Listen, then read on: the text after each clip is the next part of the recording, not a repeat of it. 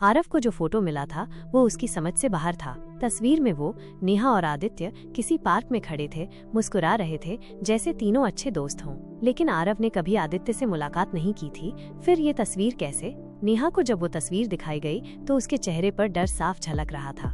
ये तो हमारे कॉलेज के पास वाले गार्डन का है, नेहा बोली। पर तुम इसमें कैसे हो सकते हो आरव? तुम तो तब इस शहर में भी नहीं थे। दोनों सन्न रह गए। आरव ने फोटो को उलट कर देखा। पीछे लिखा था 2019, पर 2019 में आरव नेहा की जिंदगी में आया ही नहीं था। इस बात ने दोनों को बेचैन कर दिया। आरव ने उस फोटो को विक्रम को दिखाया।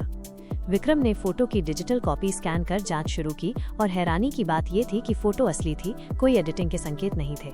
अगले कुछ दिनों तक सब कुछ सामान्य रहा, पर एक रात अचानक नेहा नींद में चिल्लाने लगी, आदित्य मत जाओ प्लीज। आरव ने उसे जगाया। नेहा पसीने से भीगी हुई थी। वह रोते हुए बोली, मैंने तुम्हें एक बात नहीं बताई थी। आरव चुपचाप सुनता रहा। कॉलेज के दिनों में आदित्य और मैं बहुत करीब थे, लेकिन एक रात झगड़ा हुआ, बहुत बड़ा। वो मुझे छोड़कर जा रहा था। मैंने उसे रोकने की कोशिश की और गुस्से में धक्का दे दिया। वह नीचे गिरा, सिर पर चोट लगी और वहीं मर गया। पुलिस को बताया कि वो सीढ़ियों से फिसल गया। किसी को शक नहीं हुआ। आरव कुछ पल तक कुछ नहीं बोल पाया। तुमने मुझसे ये सब क्यों छिपाया? क्योंकि मैं खुद उस सच्चाई से भाग रही थी, और जब तुम मेरी जिंदगी में आए तो मुझे लगा शायद अब सब पीछे छूट गया। लेकिन अब आरव के मन में भी शक उठने लगे थे। क्या वो आदित्य से पहले नेहा को जानता था? क्या कोई कड़ी गुम है? अगली सुबह विक्रम ने एक चौंकाने वाली बात बताई, आरव मैंने उस फोटो की बैकग्राउंड स्कैन की और एक पुराना सोशल मीडिया पोस्ट मिला जिसमें तुम सच में आदित्य और नेहा के साथ टैग हो।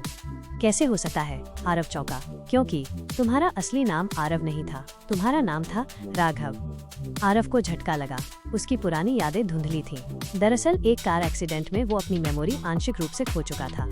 ये बात उसे ठीक से याद भी नहीं थी। उसी हादसे के बाद उसका नाम और पहचान बदली थी। वो राघव था, आदित्य और नेहा का पुराना कॉलेज फ्रेंड। जिस रात आदित्य की मौत हुई, राघव भी वहाँ था, लेकिन सब कुछ देखने के बाद उसने अपना मुंह बंद रखा था, डर और भ्रम की वजह से।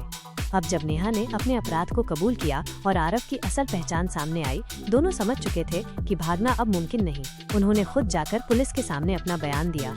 नेहा को कुछ सालों की सजा हुई, लेकिन उसके अपराध में जानबूझकर हत्या का इरादा नहीं था, इसलिए राहत मिली। आरव ने खुद को राघव के रूप में स्वीकारा और हर हफ्ते नेहा से जेल में मिलने जाता। नेहा ने एक दिन कहा, काश हम सब कुछ पहले ही सच बोल देते तो आज हालात कुछ और होते। आरव ने उसका हाथ पकड़ा और मुस्कुराया, सच हमेशा लौटता है जैसे परछाइयाँ, लेकिन अब हम झूठ की परछाई नहीं, सच की रोशनी में जिएंगे। हर प्यार में एक कहानी होती है और हर कहानी में एक सच। कुछ सच्चाइयाँ देर से सामने आती हैं, लेकिन जब आती हैं तो रिश्तों की परख हो जाती है, और अगर प्यार सच्चा हो तो वो परछाइयों से भी लड़ जाता है।